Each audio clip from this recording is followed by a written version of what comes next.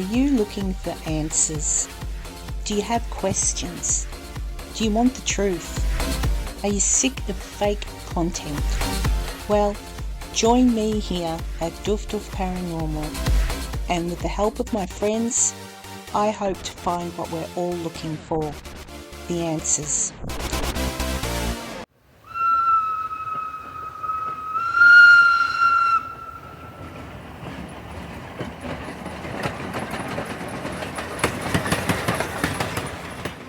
Hey guys, this week's episode is about the Ernerst Junction Tunnel, part of a railway system that ran between Southport and Beenleigh from 1888 through to 1964. Has a bit of a history to it, which I'll explain later, and also supposedly is haunted by the ghost of a man who was murdered in the tunnel, a homeless man who sought shelter in the tunnel and was stabbed to death by a group of youths. The other story is that of the soul or spirit of a little boy who haunts the tunnel, who apparently died in the tunnel. Neither of those stories have been substantiated. I did some research. I could find nothing linking those stories at all, other than in documents about the tunnel itself, again just referring to supposedly haunted, so nothing backing up those stories. So in my personal opinion, I would say they're Chinese whispers. The stabbing of the homeless man, probably a story started to keep kids away from the tunnel, and the death of the little boy, probably associated to a story that goes way back. Again, I was unable to find any information on this, but I am told it is in one of the very old local papers, of a little boy who was on the train with mum. They went through the tunnel, he had some kind of little fit, and that was reported on back in the day. So again, Chinese whispers, child, fit, in tunnel, oh did you hear? And then it progressively gets bigger to the, oh my god, the child died in the tunnel. That's it. I couldn't find anything else sinister about the tunnel at all, other than those two stories. So, do I think it's haunted? Certainly not while I was there. Do I think it has the capacity to be haunted? I don't know.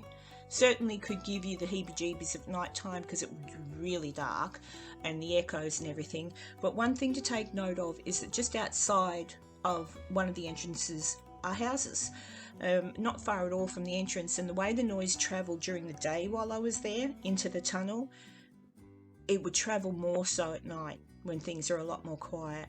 So while I was in the tunnel, I could hear cars, I could hear people shouting. So if it's nighttime, you're in the tunnel, someone's in their backyard having a barbecue, keeping their voices down or whatever, and then slightly yells, absolutely that noise could travel down the tunnel, and it could be taken for something it's not. I would like to go back there at night time, I guess, just to be sure, but I certainly do not believe the ghost of a man stabbed to death haunts the tunnel, and I certainly do not believe there's a little boy there. If anything's there at all, maybe the spirits of some dead wombats. But the history of the tunnel was really interesting, and it's on the heritage listed thing now, so no one can ever destroy it, which is a really good thing. And I'll go more into the history of the tunnel. And keep an eye out at the end of the episode, because after I went to the tunnel, I decided to go over to the Gold Coast area and visit some little native animals, and I've just put a couple of little clippets in there for you, especially for you, Ali, if you're watching.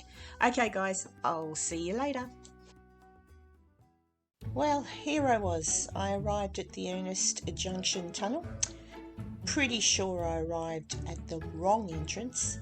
As you'll find out in a little while, obviously there's two ends to a tunnel, but given that the sign that you just saw was directly in front of this pathway, I figured this was the way I had to walk.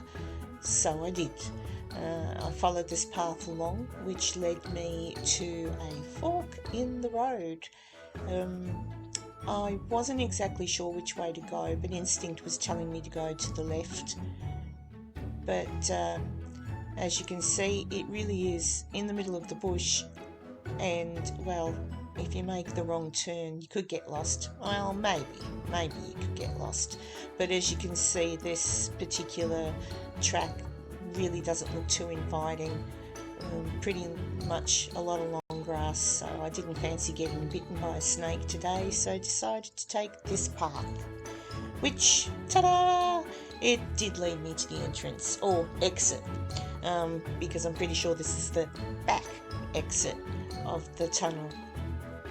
The place does look pretty uninviting really when you see how dark it is there at the entrance, but the closer you get, the less scary it looks.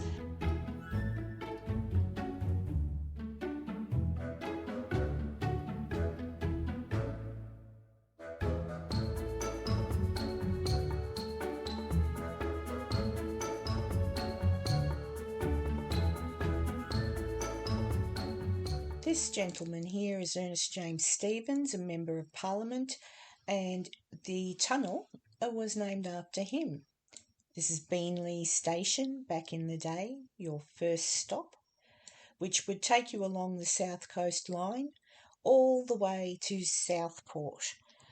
I'm under the impression that it took a good 3.5 hours, possibly more, to get from Beenleigh to Southport.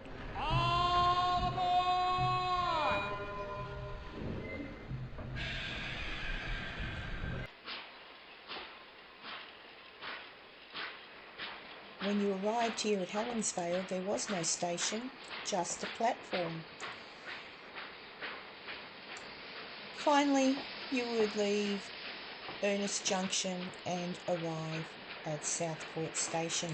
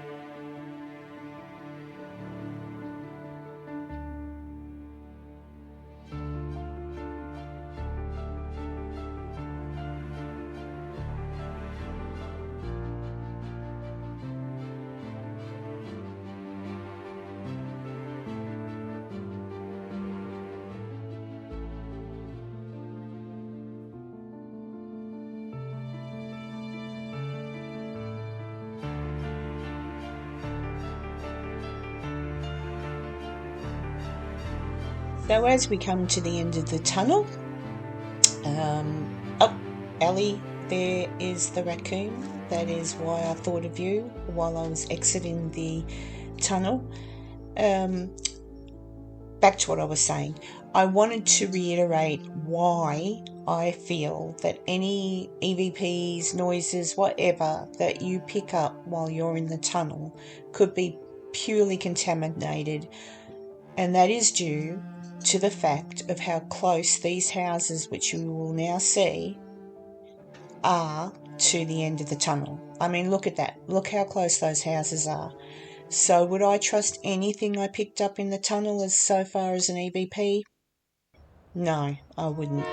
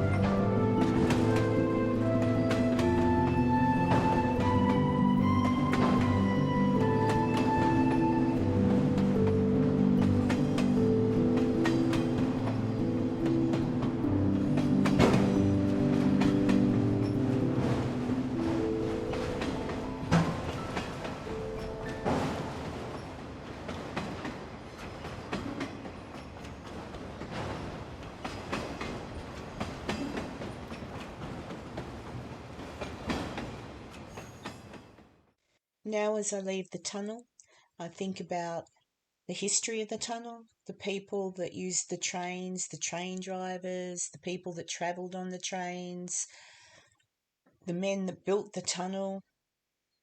I think about the history. If you want to visit the Ernerst Junction Tunnel, do it. It's a very interesting place to come and have a look. And who knows, you might see a kangaroo or a wombat. Okay, bye.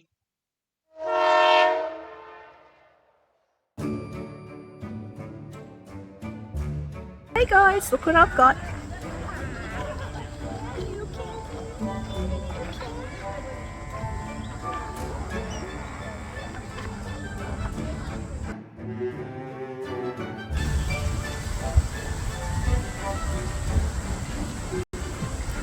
Hello, emu. Hello. Hello.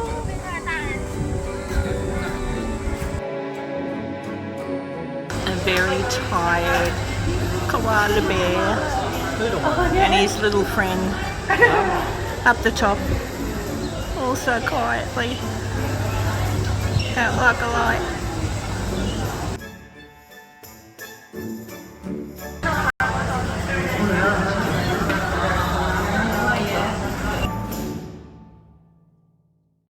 And just for anyone who's interested, these movie studios here, they're the ones on the Gold Coast, Warner Brothers on the Gold Coast.